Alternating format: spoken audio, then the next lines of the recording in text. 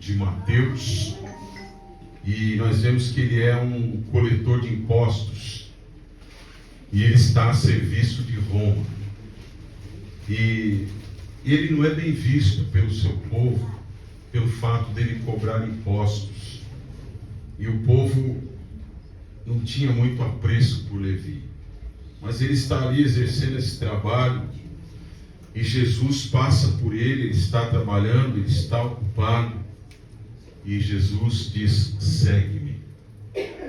E o texto diz que ele, deixando tudo, ele larga aquele ofício, ele larga aquela profissão, ele larga aquelas moedas, aqueles valores, os bens, que eram arrecadados, porque se você não tivesse dinheiro, você tinha que deixar alguma coisa lá, um tecido, ou até alimento, mas você não podia passar ali livre, sem deixar alguma coisa naquele posto de cobrança.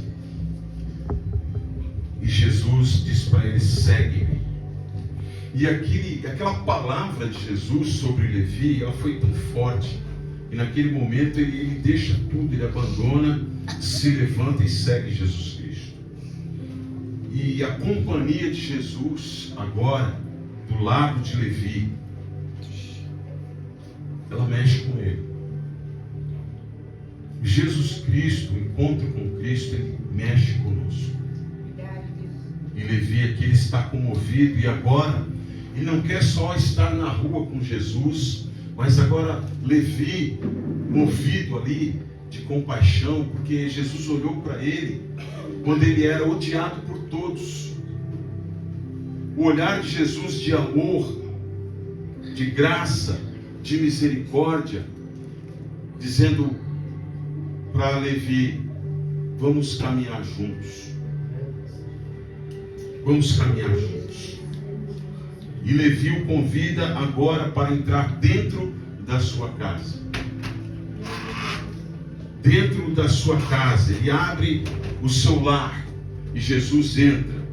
E Jesus aqui está com os discípulos, estão também caminhando com Jesus.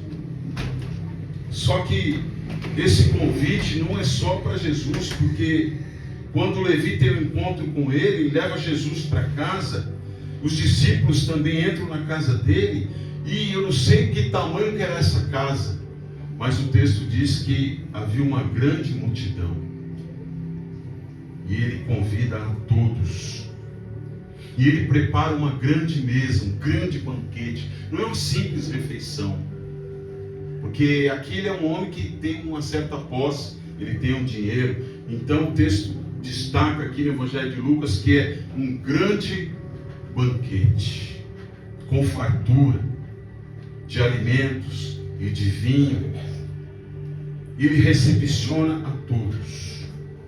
E há um questionamento, porque os fariseus e os escribas também vão acompanhar essa grande multidão e entram dentro da casa também, agora de Levi, e começam a questionar.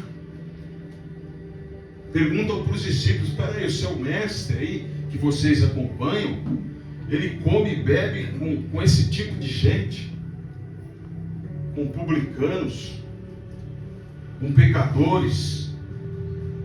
Só que os discípulos não respondem aos escribas e fariseus, porque Jesus ele está atento a tudo que está acontecendo no ambiente. Jesus está atento a cada coração aqui nesta noite, sondando e sabendo da necessidade de cada um de nós. Todos nós temos necessidade. Ele sabe como você passou por aquelas portas ali. Se você está pensativo, se você está preocupado, se alguma coisa te incomodando aqui nesta noite, Espírito de Deus vem sobre nós e toca em nosso coração pelo poder da tua palavra. Aleluia. Que isso não seja um empecilho para a gente se alimentar dessa palavra nessa noite. E Jesus, ele toma a palavra e responde: não necessitam de médicos que estão sãos, mas sim os doentes. E eu vim com um propósito, Eu estou aqui, eu não vim para comer e nem para beber, mas eu vim fazer um chamado. Eu estou chamando alguém. Eu não vim chamar justos. Eu não vim chamar alguém que pensa que é alguma coisa. Mas eu vim chamar os pecadores ao arrependimento. E esse tema está falando que tem uma mesa preparada, mas é antes da mesa. Alguma coisa está acontecendo antes dessa mesa aqui. Alguma coisa aconteceu antes da nossa vida para nós estarmos aqui diante dessa mesa. Aleluia. No capítulo 5, no versículo 1, há 3 registros, antes daqui do versículo 27, de algo que aconteceu antes da mesa. Jesus, ele está pedindo o barco para Pedro. Pedro tinha acabado de vir do mar, e Jesus chega em Pedro e fala: olha, me empresta esse barco aqui, porque tinha uma multidão, e ele precisava de um local de destaque para poder pregar a palavra e ensinar o povo. E Pedro, que estava ali já para guardar o barco, ele empresta o barco para Jesus, Jesus prega para a multidão, ensinando-os. E após Jesus Cristo ensinar a palavra, pregar para aquela multidão, uma preocupação com a vida espiritual daquele povo, após usar o barco de Pedro, agora ele se vira para Pedro e diz: Pedro, eu quero te pedir algo, eu quero que você volte. Senhor, voltar para onde? Voltar para o mar. Eu quero que você retorne ao mar alto e lance as suas redes. Então tem 2 palavras aqui. A primeira é uma ordem de Jesus. E essa palavra, quando chega no Pedro, ele fala: puxa, eu passei a noite inteira nesse mar, e nós não pegamos nem uma piaba, pegamos nada. E Jesus ordena que nós voltemos para o mar. É meio contraditório, mas primeiro tem a palavra de Jesus, a ordem de Jesus: retorne para o mar alto. E Pedro, num questionamento, numa justificação, ele fala: a noite toda nós lançamos as redes, mas nada apanhamos. Então Pedro aqui, um pescador experiente, ele está decepcionado, porque ele trabalhou, ele se dedicou, ele usou toda a sua experiência, mas não adiantou, ele não trouxe nada. Porque ele está pela experiência dele, ele está pela palavra dele, mas Jesus vem e dá uma palavra sobre a palavra dele. Pedro, eu não estou perguntando se você trabalhou a noite toda ou se você pegou alguma coisa. Eu sei da sua necessidade. Eu sei o que você precisa, Pedro.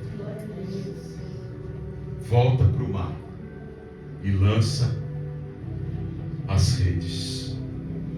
E Pedro, ele vai tomar uma decisão.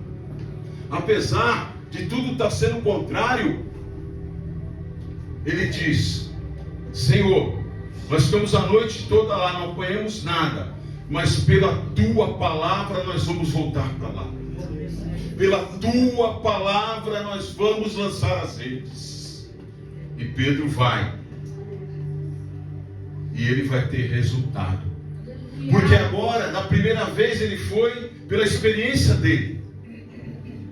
Mas agora ele vai pela palavra de Jesus. Aleluia, Deus. Às vezes na nossa vida nós vamos pela nossa experiência, pelo nosso conhecimento, e não temos resultado. Às vezes nós damos uma palavra para alguém, para um filho, para um parente, e nós temos algo, recebemos algo negativo. Mas agora nós vamos voltar pela palavra de Jesus. E tem um resultado. No versículo 6, diz quando eles lançam as redes, que não é só um barco, são 2 barcos. Eles vão pegar uma grande quantidade de peixes. As redes estão voltando cheias, a ponto de os barcos quase irem a pique, quase afundarem. E é o primeiro milagre que está acontecendo aqui antes da mesa. Glória a Deus. O poder da palavra de Jesus entrando com uma provisão. O que é a provisão? É algo que eu preciso, é algo que eu necessito. Se há uma necessidade nesta noite, Deus tem provisão para a tua alma. Talvez seja uma necessidade de alimento ou não, mas talvez você tenha uma necessidade maior, uma necessidade de paz no seu coração, uma necessidade de consolo do Espírito Santo, uma necessidade de fortalecimento. Receba a provisão de Deus, em nome de Jesus.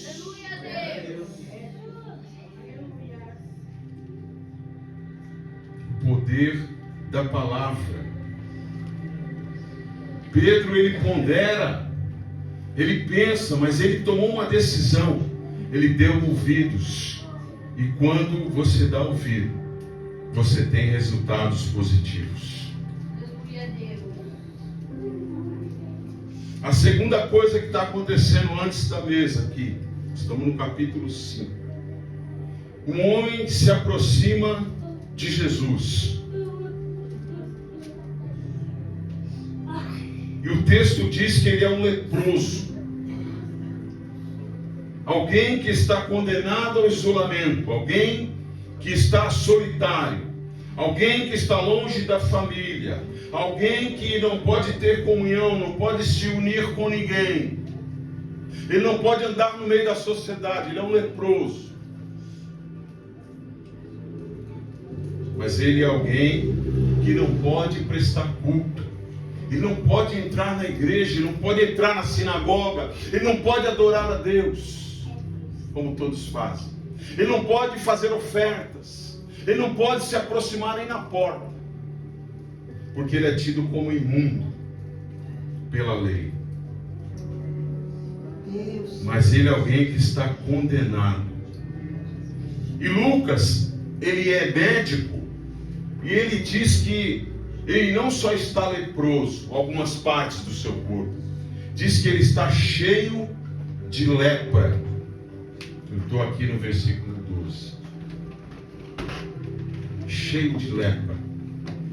E ele, vendo Jesus se aproximar, ele se prostra com o rosto em chão e faz um pedido: se tu quiseres, bem podes me limpar. Aleluia. Se tu quiseres, Senhor, o Senhor pode me curar.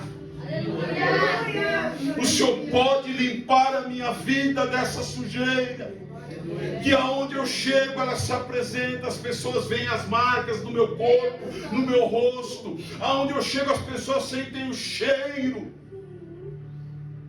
e eu tenho que me afastar. Mas eu tenho que dizer que eu sou imundo, porque a lei assim diz.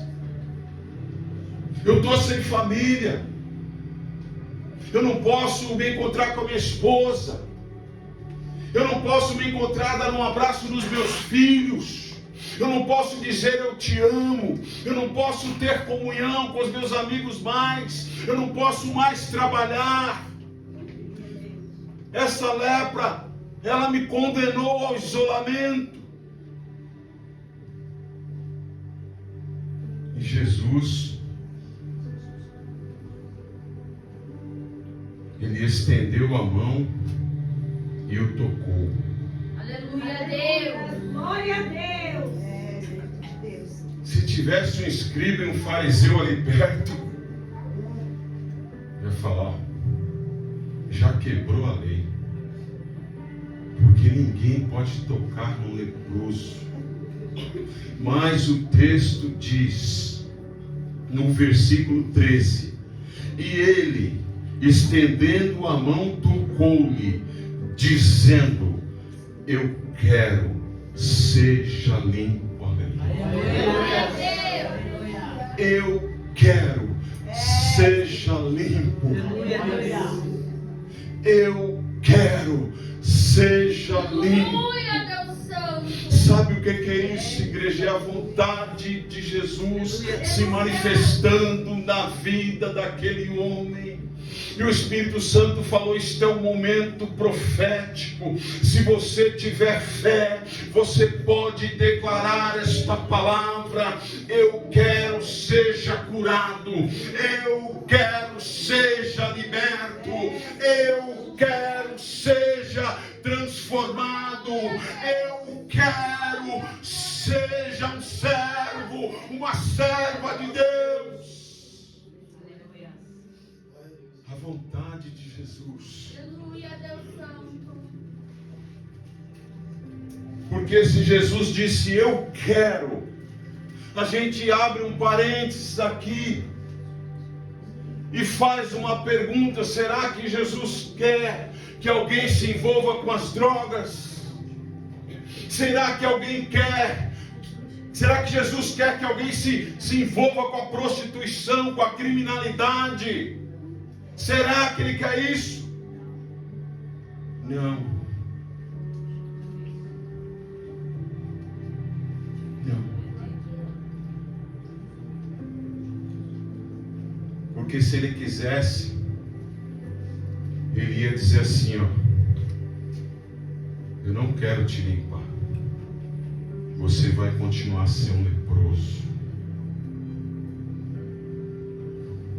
Talvez você não entendeu, mas Jesus está falando: eu quero.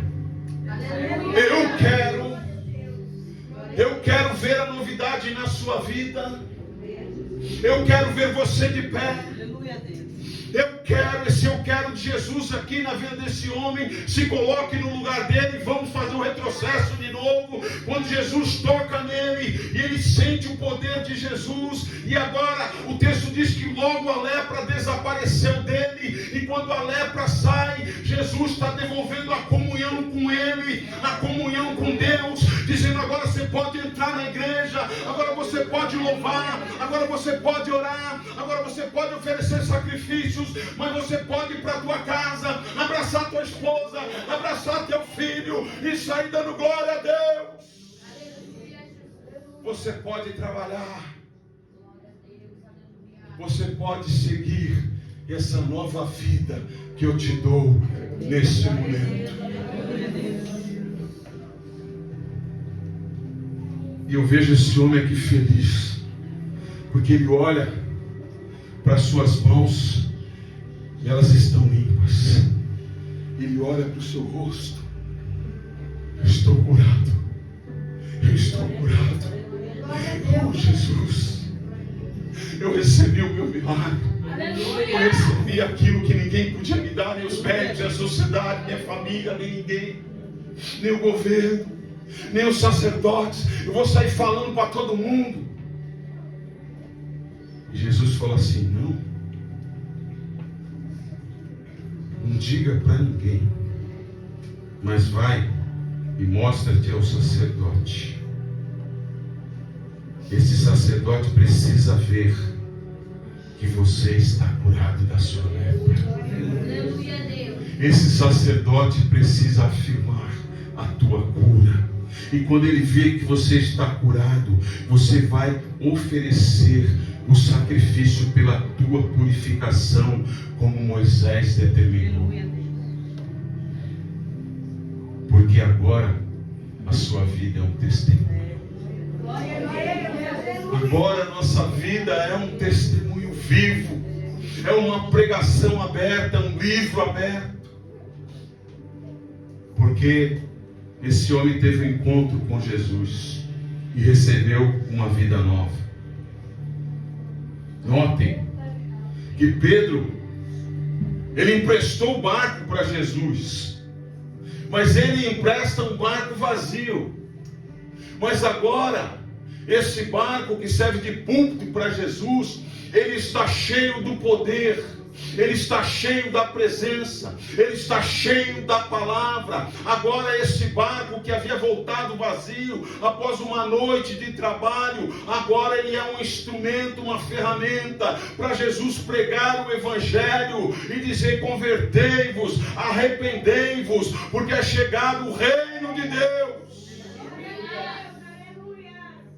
Era isso que Jesus pregava, o arrependimento.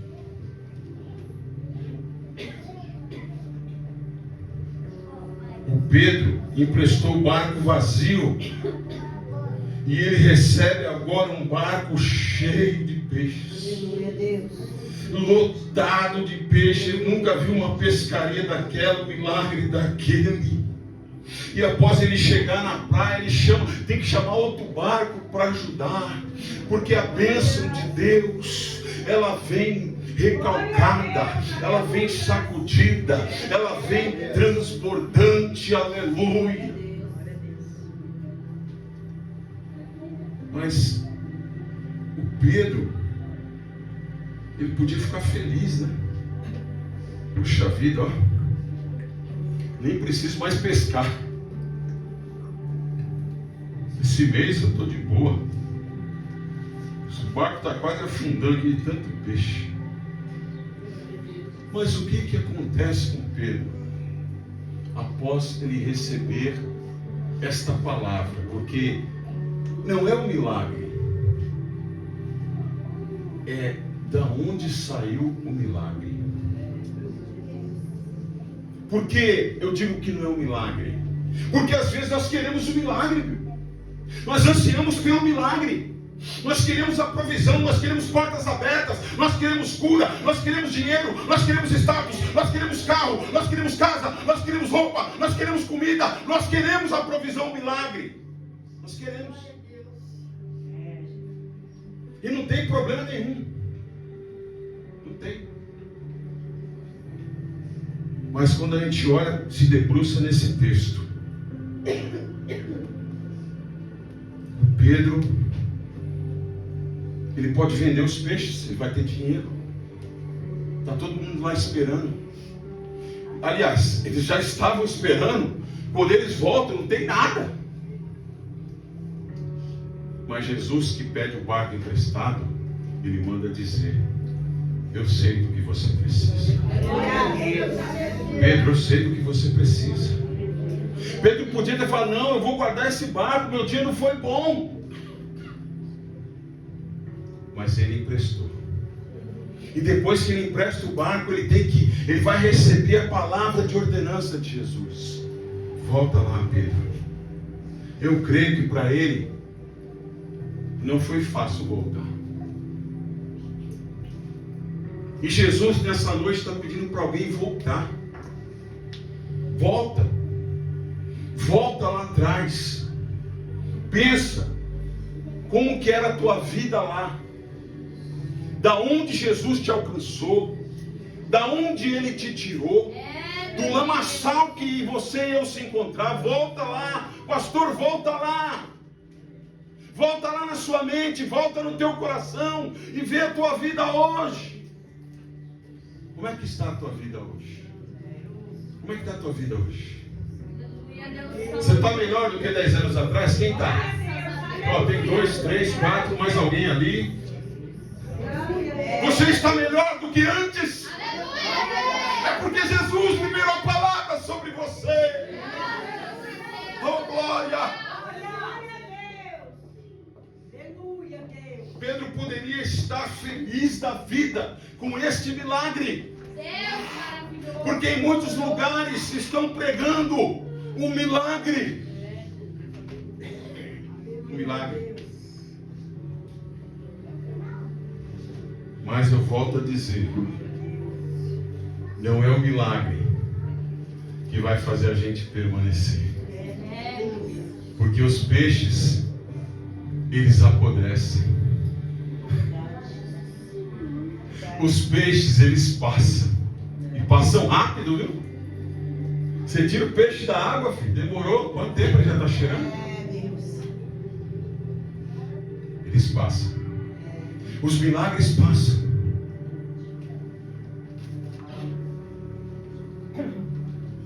Mas a palavra de Deus. Glória a Deus, aleluia. Passarão os céus e a terra, mas as minhas palavras não passarão, diz o Senhor.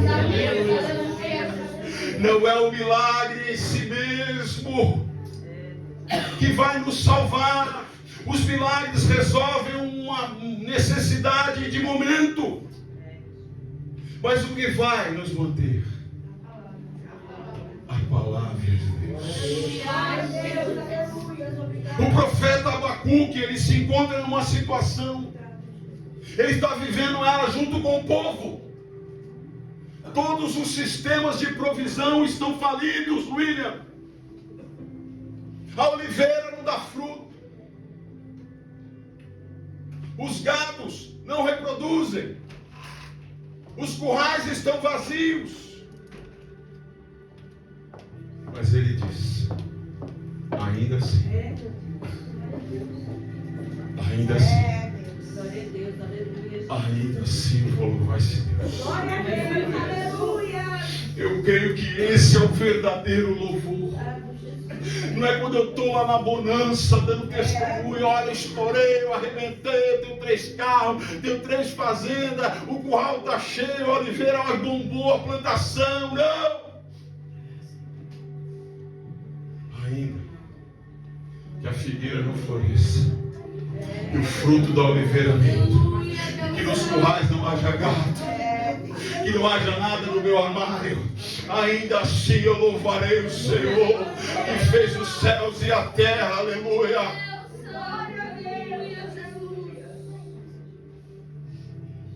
Pedro, Deus maravilhoso, com aquele barco cheio, versículo 8, capítulo 5, e vendo isto, Simão Pedro prostrou-se aos pés de Jesus, dizendo: Senhor, retira-te de mim, porque eu sou um homem pecador. Parece uma cena triste, mas isso é a presença de Jesus, que mostrou para Pedro o que ele era: um pecador que necessita de arrependimento. Pedro agora está no chão, ele está chorando: Senhor, eu não sou digno de estar na tua presença, eu sou um pecador. Mas Jesus disse a Pedro: não temas, porque de agora em diante você será pescador de homens. Glória a Deus. O Pedro que está arrependido, ele está quebrantado diante de Cristo. E esse leproso,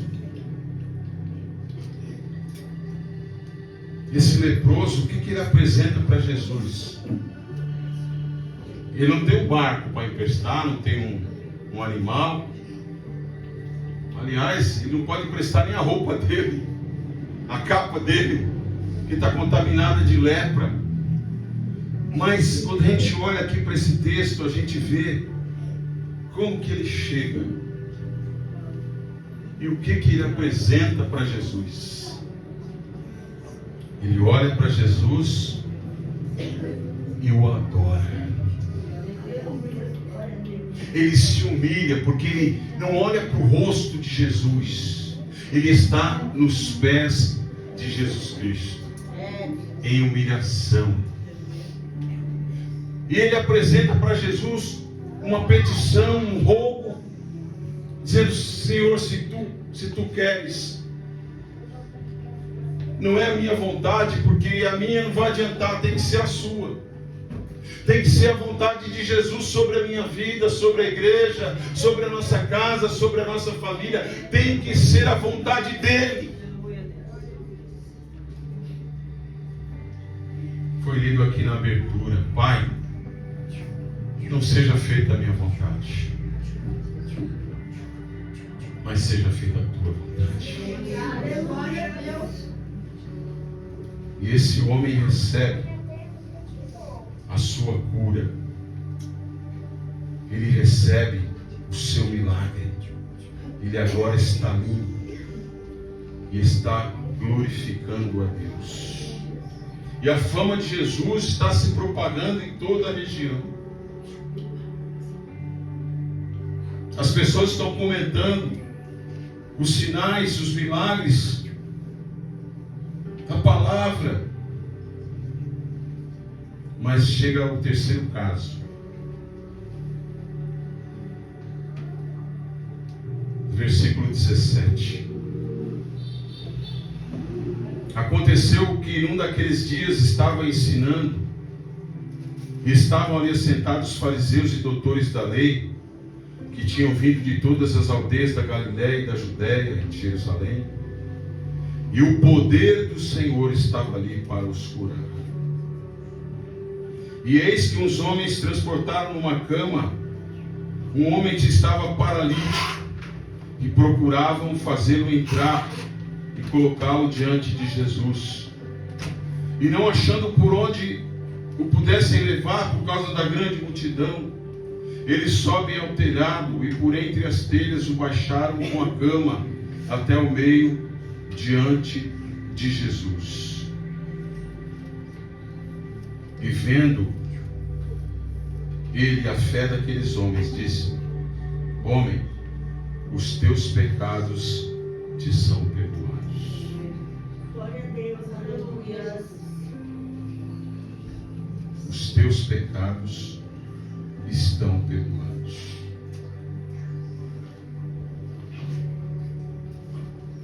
Como é que é a vida desse homem?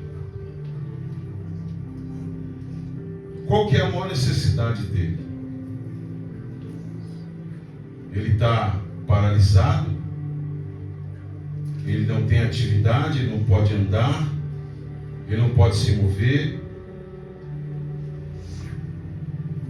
Ele está condenado aqui nesse leito, nessa maca, que o texto diz que é uma cama.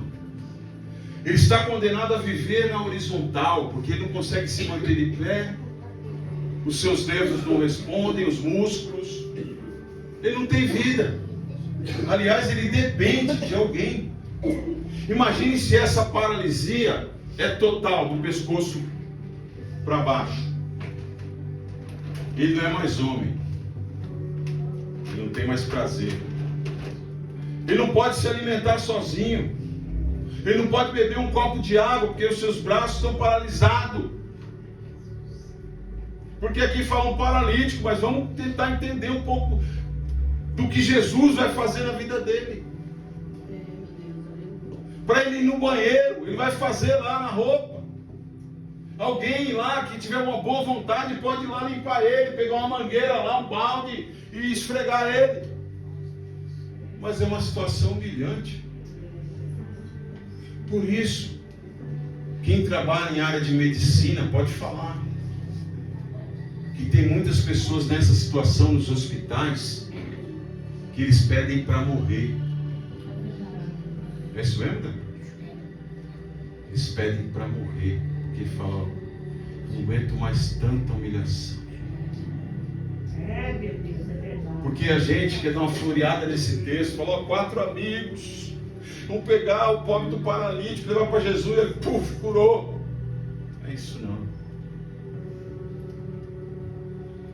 Talvez ele nem queria ir, mas pela insistência de alguém, vamos levá-lo até Jesus. Mas quantos quilômetros é? Não sei quantos quilômetros são, Adilson. Mas vamos ver a disposição dessas 4 pessoas em levá-lo até Jesus. Vamos levá-lo, que certamente Jesus vai fazer alguma coisa por ele. Não, amigos, não se preocupa comigo não. Deixa eu aqui mesmo. Não tem mais jeito para mim não. Porque uns dias eu vou morrer. Vai acabar tudo. Só que o texto diz que eles conseguem levar. Mas tem uma multidão agora que não permite que eles entrem na presença, eles estão sem acesso, de modo frontal, pelo quintal, pela porta. E alguém diz, nós chegamos até aqui. Ele tem uma necessidade, esse homem precisa ter um encontro com Jesus. Esse filho precisa ter um encontro com Jesus. Esse marido precisa ter um encontro com Jesus. Alguém que está aqui dentro precisa entregar a vida para Jesus.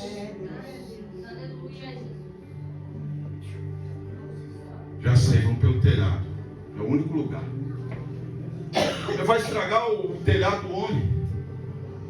O que vale mais?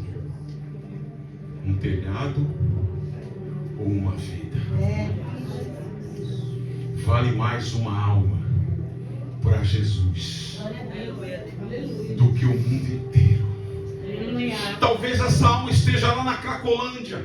Talvez essa alma esteja embriagada agora. Talvez essa alma esteja na homossexualidade. Talvez essa alma esteja no crime. Talvez essa alma esteja nas mãos do diabo. Mas essa alma, ela vale mais do que o mundo inteiro.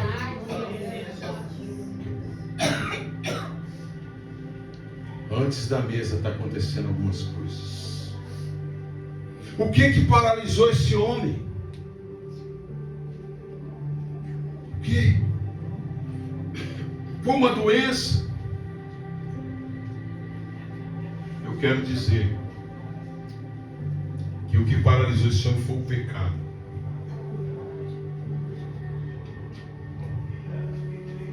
O pecado paralisou ele.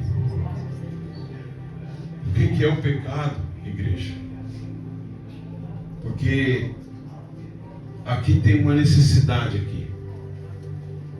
Uma necessidade primeira. Para todo mundo que está em volta desse homem, ele precisa de cura. Mas a palavra foi confirmada 2 ou 3 vezes aqui através do evangelista.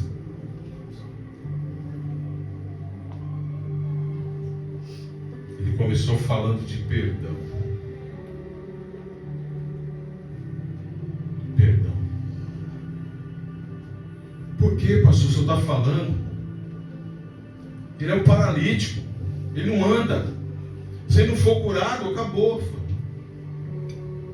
Porque Jesus, quando olha para ele, diz: homem, os teus pecados estão perdoados. E o que é o pecado? A gente podia fazer um seminário sobre o pecado. Vai ter aula sobre o pecado, vai. Mas o pecado é uma violação da lei divina. O pecado é uma falha.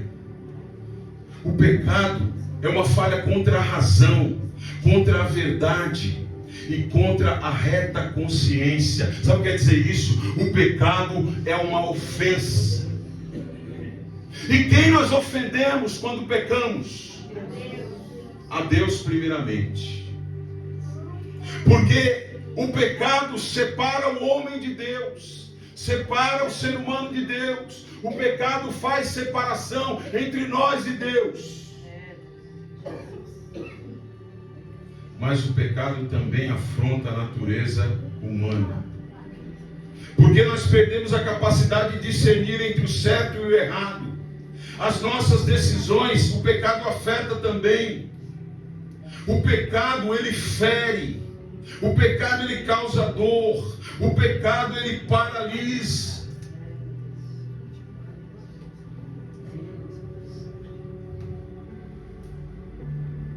Jesus perdoou aquele paralítico antes de curá-lo fisicamente.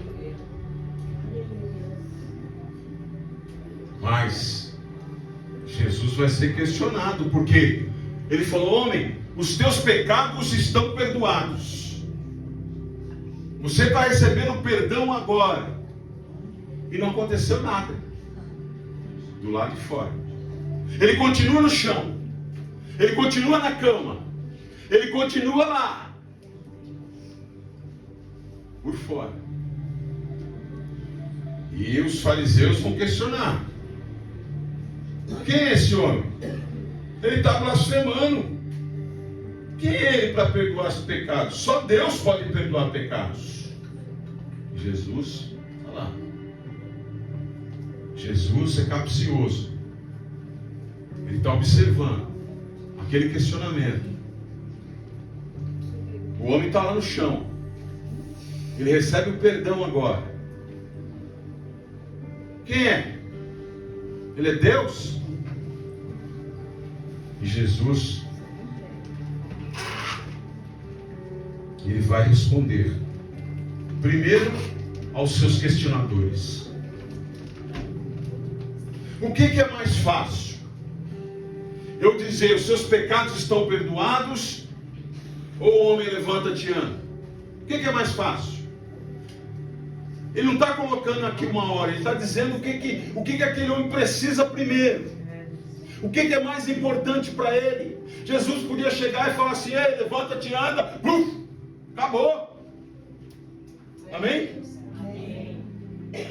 Mas o que adianta, Bill, ele começar a andar e voltar a pecar? O que adianta ele receber a cura e voltar para o mundo de pecado? Jesus Cristo não levantou ele naquele momento, porque a necessidade dele é necessidade de perdão. Você entende isso? Glória a Deus. Jesus nos perdoa todos os dias, porque nós pecamos e pecamos e erramos e erramos. Nós ofendemos a Deus.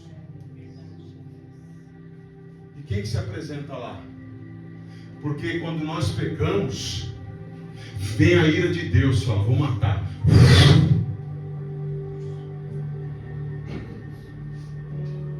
Que o pecado não ofende a Deus, não provoca a ira de Deus. Aí Jesus entra na frente. Aleluia, Deus. Não, Senhor, perdoa ela. Perdoa eles. Perdoa, Senhor Deus. Perdoa. Ele começa a interceder. Todo dia Jesus intercede pela nossa vida. Ele é o intercessor. Ele é o advogado. Ele é aquele que se coloca na frente. Aleluia. Glória a Deus.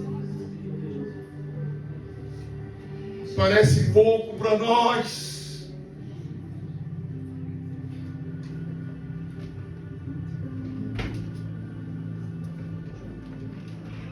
O que é mais importante para vocês? Eu perdoar ele ou eu curar?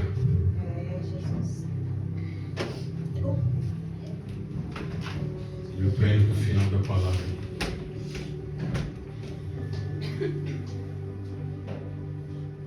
Mas para provar que o Filho do Homem tem poder sobre a terra para liberar o perdão sobre a tua alma nessa noite. Ele tem o poder de perdoar pecados. Aí ele agora olha para o paralítico e diz: a ti te digo, levanta-te, toma a tua cama e vai para a tua casa.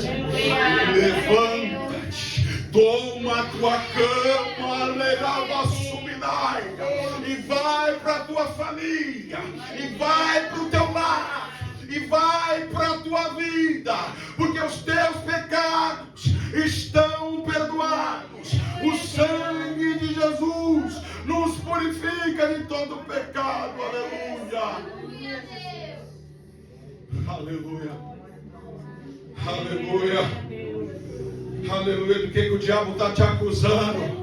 O diabo está falando: você peca, você erra, você fez aquilo, você usou droga essa semana, você pôs cachaça, você está pagando preço. É o diabo que fala, mas é uma palavra contra ele. Nenhuma acusação há para os que estão em Cristo Jesus. Nenhuma acusação há para os que estão em Cristo Jesus, o nosso Salvador.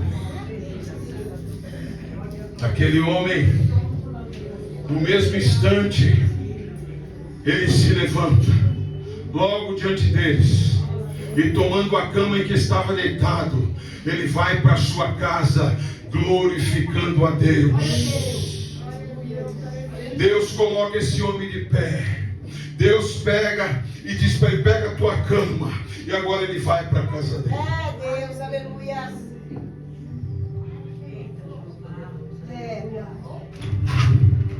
O homem está de pé. Os escribas, os fariseus não sabem para onde que vai. Mas ele diz: levanta-te, toma a tua cama e vai para a tua casa. Filho, até aqui te trouxeram. Até aqui você veio conduzido. Para chegar até aqui, alguém teve que te trazer. Cheio de pecados. Romanos 3, 23. Jesus está falando para aquele homem que está liberando perdão sobre a vida dele. Mas está liberando perdão para os seus 4 amigos. Está liberando para aquela multidão. Está liberando para aqueles fariseus, aqueles escribas. Porque ele tem o poder. Ele pode conceder o pecado. Pode conceder o perdão para o pecado. Te trouxeram até aqui, filho. Romanos 3, 23. Todos pecaram e destituídos estão da glória de Deus. Destituídos, nós perdemos o lugar, o Adão. Nós caímos, estamos afastados, mas tem perdão de Deus. Glória a Deus. O que é esse perdão? A gente precisa entender. Quando a palavra vem sobre nós, nós estamos diante de Jesus, e essa palavra nos constrange, Ele libera o perdão para esse homem. O que está acontecendo? Ele está condenado, é a situação dele. O salário do pecado é a morte. E aquela situação paralisou esse homem. Mas agora ele recebendo o perdão de Jesus, ele está recebendo a anulação da sentença.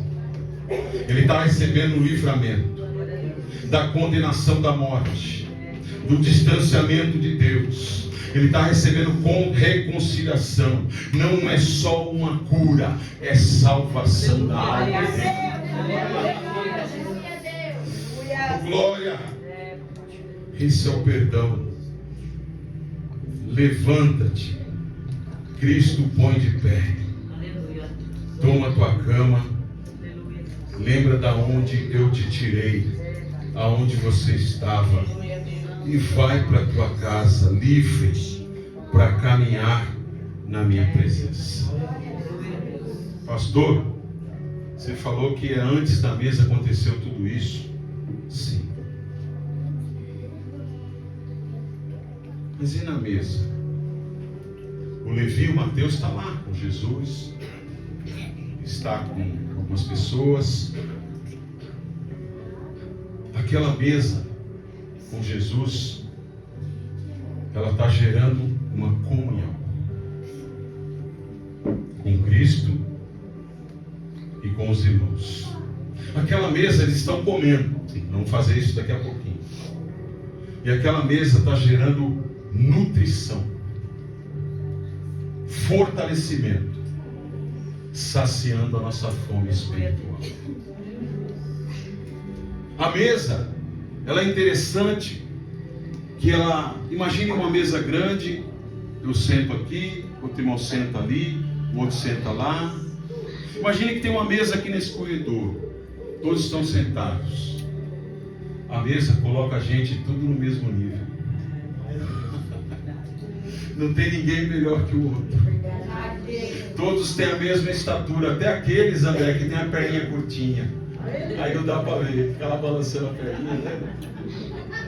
Mas quem olha não vê. É verdade. Né, Lu? As perninhas balançando, o André gosta disso. Né? A mesa não revela, né? A nossa estatura, as nossas barriguinhas salientes de bolinha, né? Camisa de bolinha que eles viu, as que estão na moda. Mas a mesa mostra que a gente está no mesmo nível. Mas a mesa com Jesus, ela tem uma doação aqui. Porque a mesa está na casa de Mateus. Aí o Mateus teve um encontro com Jesus e falou: "Você pode ir na minha casa?" "Para quê?" "Eu quero preparar um banquete. Então essa mesa tem gratidão.